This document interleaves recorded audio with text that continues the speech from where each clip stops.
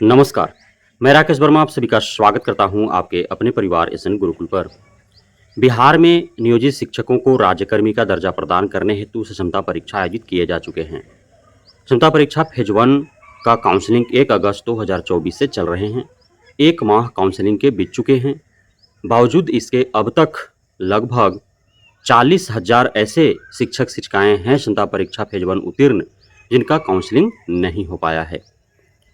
13 सितंबर 2024 तक अंतिम तिथि तय की गई है कि हर हाल में उस तय तिथि के अंदर ही सभी 1,87,888 शिक्षक शिक्षिकाएं जो क्षमता परीक्षा फेज 1 उत्तीर्ण हैं उनका काउंसलिंग करा लेना है।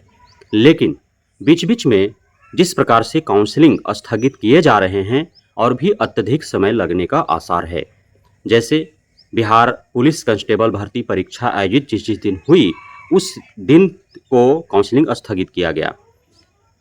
बीच में क्षमता परीक्षा फेज 2 आयोजित किया गया, उस हेतु भी काउंसलिंग स्थगित किए गए।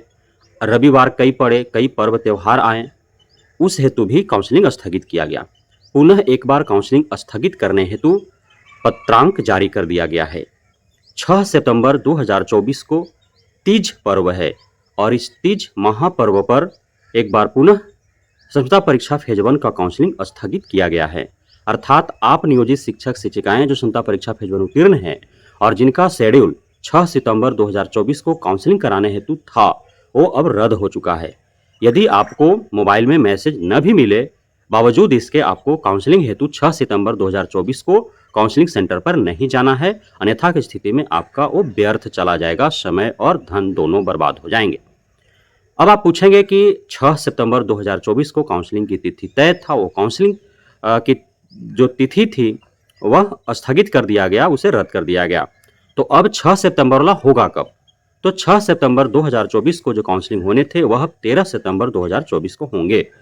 तो उस हेतु आपको नई शेड्यूल जारी किया जाएगा और आपके मोबाइल पर मैसेज भी मिल सकते हैं। साथ ही आप इस शिक्षा कोष मोबाइल ऐप के माध्यम से आपको जानकारी प्रदान की जाएगी एवं शिक्षा विभाग के ऑफिशियल वेबसाइट के माध्यम से भी आपको जानकारी प्रदान की जाएगी। तो आप अब पूरे 1 हफ्ता के लिए इंतजार करें। 13 सितंबर 2024 को हर हाल में आपका काउंसलिंग होंगे। हो सकता है कि आपका स्लॉट बदला जा सके, अन्यथा की स्थिति में जो स्लॉट आपको 6 सितंबर को था वही सेम स्लॉट आपको 13 सितंबर को मिल जाए, सिर्फ डेट आपका जो है वो चेंज कर दिया जाए। इस प्रकार के भी आपको शेड्यूल बना करके और पुनः एक बार मैसेज किया जा सकता है। तो 13 सितंबर अंतिम तिथि मानी जा रही है। इस वजह से आप जितने भी नियोजित शिक्षक शिक्षिकाएं हैं, यदि 13 सितंबर को आपका शेड्यूल जारी किया जाता है तो आप अवश्य ही उस तिथि को जाकर के अपना काउंसलिंग करा ले। जिनका काउंसलिंग होल्ड किया गया है, जिनको सस्पेंस में रखा गया है या जो विशेष परिस्थिति में नहीं पहुंच पाए हैं, काउंसलिंग नहीं करा पाए हैं, तो 13 सितंबर के बाद उनको रीशेड्यूल किया जाएगा, पुनः उनको बुलाए जाएंगे। आपके पास यदि प्रॉपरली सारे डॉक्यूमेंट्स हैं तो आप डॉक्यूमेंट्स लेकर के 13 सितंबर के बाद जब रीशेड्यूल किया जाएगा तो जिनका होल्ड है, जिनको सस्पेंस में रखा गया है, जो नहीं करा पाए हैं, तो वो जा करके अपना करा लेंगे।